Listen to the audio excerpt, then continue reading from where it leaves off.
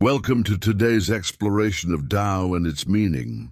The phrase, the Tao that can be spoken is not the eternal Tao, has puzzled many throughout history. What does it mean? How can we understand something that cannot be fully described? To help us grasp this profound idea, let us follow the journey of a wise master and his young student.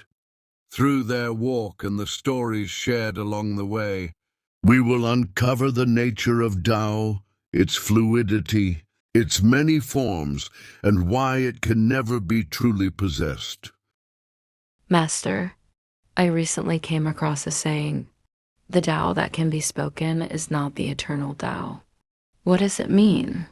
Let me tell you a story. In an ancient kingdom, there lived a renowned painter whose skill was unmatched. His landscapes were breathtakingly vivid, and many claimed that he could capture the essence of all things. It was said that if he painted a mountain, people could feel its majesty. If he painted water, the waves seemed to ripple on the canvas. One day, the king summoned him and said, "You are the greatest artist in my land. If you can capture everything in nature, surely you can paint the wind for me." The painter bowed and accepted the challenge. He went to work immediately, sketching trees bending under fierce gusts, ripples forming across a tranquil lake, and golden autumn leaves swirling in the air. After weeks of effort, he presented his masterpiece to the king.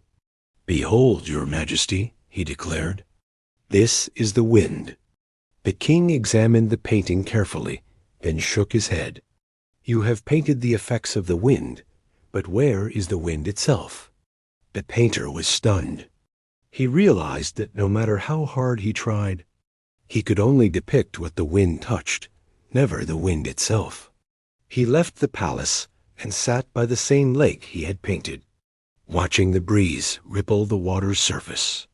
A thought dawned on him. The wind cannot be captured, only felt. And the moment one tries to define it, its essence is lost. So the Tao is like the wind, it has no fixed form. And once we try to define it, we lose sight of its true nature? Precisely. Any Tao that can be put into words has already been shaped by human understanding, which is limited. The true Tao flows freely, beyond our ability to define it. But if the Tao has no fixed form, how do we know if we are following it? Let me tell you another story. 3 travelers once set out on a journey to find the legendary Temple of the Tao, a place said to contain the ultimate wisdom of the universe. The first traveler, a warrior, chose the most challenging route, climbing steep mountains and enduring storms. He faced wild animals, hunger, and exhaustion, yet he never gave up. When he finally reached the temple, he found a stone tablet with an inscription, "The Tao lies in perseverance." The second traveler, a philosopher, chose a gentler path along a great river. He observed the water's endless flow, the way it shaped the rocks over time without force. As he reached the temple, he found a wooden plaque that read, "The Tao is in harmony with nature." The third traveler, a healer, never reached the temple at all. Along the way, he saw villages suffering from illness and poverty. He decided to stop and help, healing the sick, teaching children, and bringing peace to the people. Years passed, and he forgot his original journey until one day, an old villager showed him a carving on a village wall. The Tao is among the people. Years later, all 3 travelers reunited and shared their experiences. They soon fell into an argument. "Perseverance is the way," said the warrior. "No, the Tao is about going with the flow," insisted the philosopher. "You are both wrong. The Tao is found in kindness and service," argued the healer. An old monk overheard them and laughed. "You have all found the Tao, but each in your own way. The Tao is not a single path. It is different for each person, shaped by their experiences and choices." So, the Tao is not one fixed truth. It changes based on who we are and how we experience the world. Exactly. The Tao is not a single answer, but a living experience. Each person finds their own understanding of it, and all are correct in their own way. But if the Tao is so profound, why can't people fully grasp and possess it? Let me tell you one final story. A powerful king once heard that a great sage possessed true knowledge of the Tao. He summoned the sage to his palace and said, "Teach me the Tao so that I may master it and make it my own." The sage smiled and led the king to a pond. "Your Majesty," he said, "do you see the moon's reflection in the water?" The king nodded. The sage then took a glass bottle, scooped up some of the pond water, and held it out. "Now the moon is in the bottle," he said. "Do you own it?" The king frowned. "This is just a reflection, not the real moon." The sage chuckled. "Just as the moon cannot truly be captured in this bottle, the Tao cannot be possessed. You can see its reflections in nature, in people, in moments of insight, but the moment you try to claim it, you have already lost it."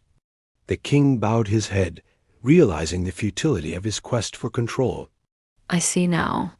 The Tao is like the moon's reflection. It can be sensed, but never grasped. One can only move with it, not own it.